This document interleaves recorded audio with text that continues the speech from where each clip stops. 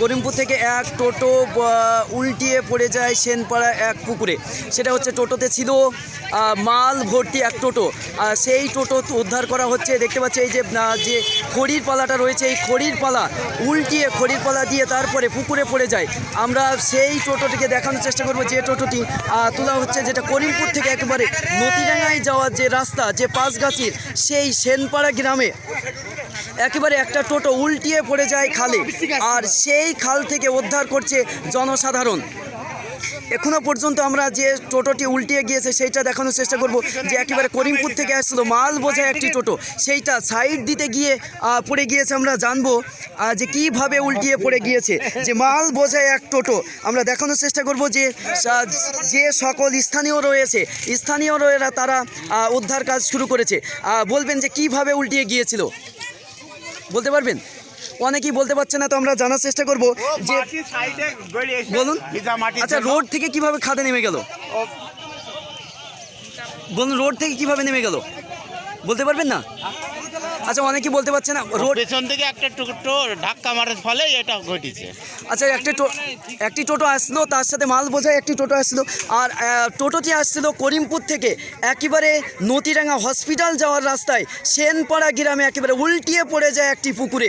দেখতে পাচ্ছি আমরা কি অবস্থায় রয়েছে, এবং সেখানে আর একটি টোটো পিছন থেকে ধাক্কা দিয়ে উল্টিয়ে পড়ে যায় পুকুরে।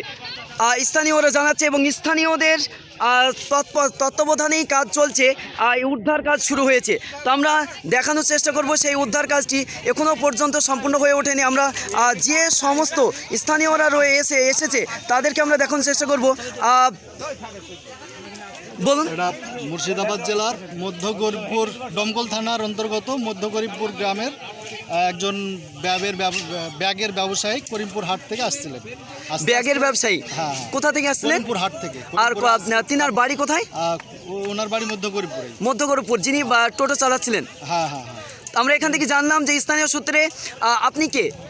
আমিও একজন ব্যবসায়ী, আমি পরে এসে দেখলাম উনি পড়ে গেছেন, আমাদের এলাকারই লোক। আচ্ছা। তাই একটু সহযোগিতার জন্য হাত বাড়িয়ে দিয়েছি। আচ্ছা, আপনিও একজন ব্যবসায়ী কাপড়ের? হ্যাঁ।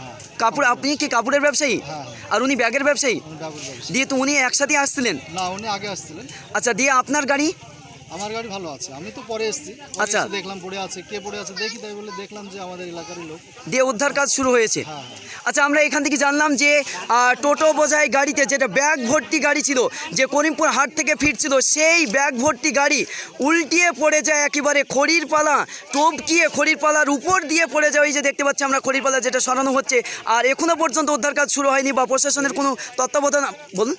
এলাকাটায় হিন্দু ভাইদের এলাকা, কিন্তু তারা যথেষ্ট সহযোগিতার হাত বাড়িয়ে দিয়েছেন, এবং আমাদের আপসের সম্প্রীতি বজায় রেখে কীভাবে গাড়িটা উদ্ধার করা যায় তার ব্যবস্থা গ্রহণ করেছেন। আমরা এখান থেকে জানছি যে একটা দ্বন্দ্ববিধের সৃষ্টি হয়েই থাকে, সেই জায়গায় তিনারা বলছেন যে হিন্দু ভাইয়েরা তিনারা এমনভাবে, স্থানীয় যারা রয়েছে এমনভাবে সাহায্যের হাত বাড়িয়ে দিয়েছে যে তাদের তত্ত্বাবধানেই গাড়িটিকে তোলার বা কাজ সম্পূর্ণ করবে বলে মনে করছেন, তাই তো? জি।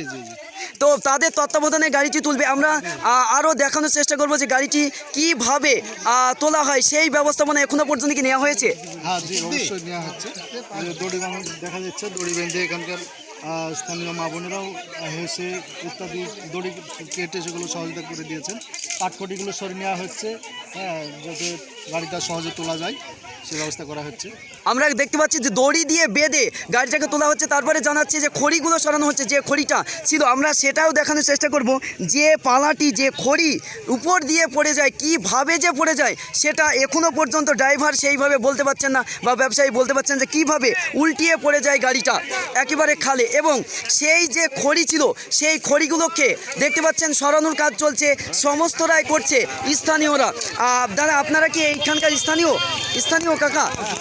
স্থানীয়রা, সমস্ত স্থানীয়রাই এইভাবে কাজ শুরু করেছে। আমরা জানবো তাদের কাছ থেকে, আরও অনেকেই জানাতে চাইছেন। বলবেন যে কি হয়েছে, যে টুকটুকিটা উল্টিয়ে গিয়েছে একেবারে, দাদা বলবেন যে টুকটুকি কিভাবে উল্টিয়ে গিয়েছিল? আমি ছিলাম না। আচ্ছা, দিয়ে আপনি এখানে সাহায্যের হাত বাড়িয়েছেন? হ্যাঁ।